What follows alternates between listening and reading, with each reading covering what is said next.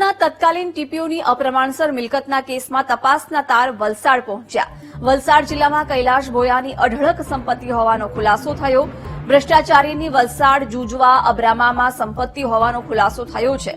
કાંજણહરી, ધરમપુર, તૂટરખેડમાં પણ કૈલાશ ભોયાની સંપત્તિ છે. વડોદરા અને વલસાડ એસીબી દ્વારા ભ્રષ્ટ અધિકારીની તમામ સંપત્તિ પર તપાસ કરાઈ રહી છે.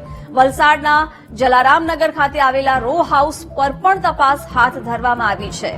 એસીબીએ તમામ સંપત્તિને લઈ તપાસ હાથ ધરી છે.